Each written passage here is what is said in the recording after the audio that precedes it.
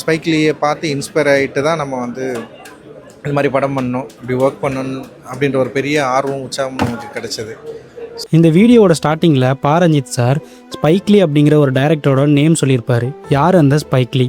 அந்த கேள்விக்கான ஆன்சர் தான் நீலம் பப்ளிகேஷனோட ஸ்பைக்லி அப்படிங்கிற இந்த புக்கு ரிட்டன் பை சொர்ணவேல். ஆரம்ப காலகட்டத்தில் பார்த்தீங்கன்னா பிளாக் பீப்புள்ஸை ஹாலிவுட்டில் சும்மா காமெடி ரோல்ஸ்க்கு மட்டும்தான் யூஸ் பண்ணிக்கிட்டு இருந்திருப்பாங்க. அதுக்கப்புறம் ஸ்பைக்லி அப்படிங்கிற ஒரு டைரக்டர் வந்து என்ட்ரி கொடுக்குறாரு. டைரக்டர் ஸ்பைக்லி வெறும் பணம் சம்பாதிக்கிறதுக்காக மட்டும் இந்த சினிமா இண்டஸ்ட்ரிக்கு வரல, தன் மக்கள் பட்ட கஷ்டத்தை இந்த உலகத்தில் இருக்க எல்லாத்துக்குமே சொல்லணும் அப்படின்னு தான் அவர் இந்த இண்டஸ்ட்ரியை சூஸ் பண்ணார்.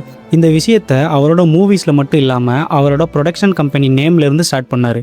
1865 அமெரிக்கன் சிவில் வார் அப்போ அடிமைத்தனத்திலேருந்து விடுவிக்கப்பட்ட ஆப்பிரிக்க மக்களுக்காக 40 ஏக்கர் நிலமும் ஒரு கோவேரி கழுதையும் கொடுக்குறதா அப்போ அந்த கவர்மெண்ட் சூஸ் பண்ணியிருந்தாங்க. ஜனாதிபதி ஆப்ரஹாம் லிங்கன் இறந்ததுக்கு அப்புறம் அடுத்து வந்த ஜனாதிபதி இந்த திட்டத்தை காற்றுல பறக்க விட்டுறாரு.